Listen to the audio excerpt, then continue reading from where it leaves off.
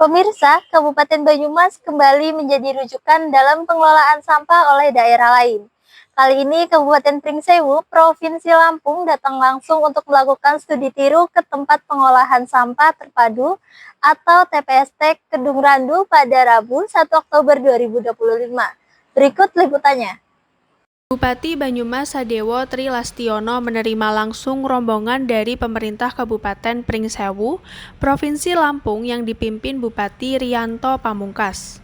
Kunjungan ini dilakukan untuk mempelajari sistem pengelolaan sampah yang dinilai berhasil dan efektif diterapkan di Banyumas. Bupati Pringsewu menyampaikan, saat ini daerahnya masih mengandalkan tempat pembuangan akhir atau TPA. Namun pada tahun 2026, mereka berencana membangun TPST dengan dukungan dari pemerintah pusat. Ia menegaskan, Banyumas dipilih sebagai tempat studi karena telah terbukti sukses dalam pengelolaan sampah. Ia juga berujar, pihaknya tidak ingin gagal dalam mengelola TPST nantinya, sehingga ia merujuk pada Banyumas yang sudah melalui tahapan uji coba dan terbukti berhasil. Tapi masalah sampah ini kalau kita tidak tangani secara serius maka akan jadi fenomena gunung es. Nah, kami ingin belajar di sini karena apa? Karena di sini sudah melewati tahapan-tahapan uji coba gagal. Jadi kami tidak ingin gagal. Makanya langsung berguru kepada yang berhasil. Gitu.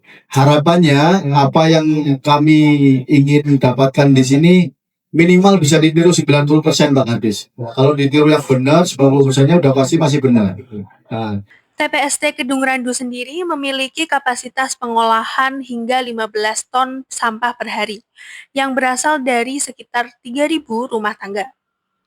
Sebanyak 90% sampah berhasil dipilah dan diolah, sementara sisanya berupa residu dikirim ke tempat pemrosesan akhir berbasis lingkungan dan edukasi atau TPA BLE. Dalam kunjungan tersebut, Bupati Banyumas Sadewo Tri Lastiono memaparkan secara detail sistem pengelolaan sampah dari hulu ke hilir yang sudah diterapkan di Banyumas. Sadewo menjelaskan, sampah organik diolah menjadi kompos dan makanan maggot, sedangkan sampah anorganik diproses menjadi RDF atau Refuse Derived Fuel.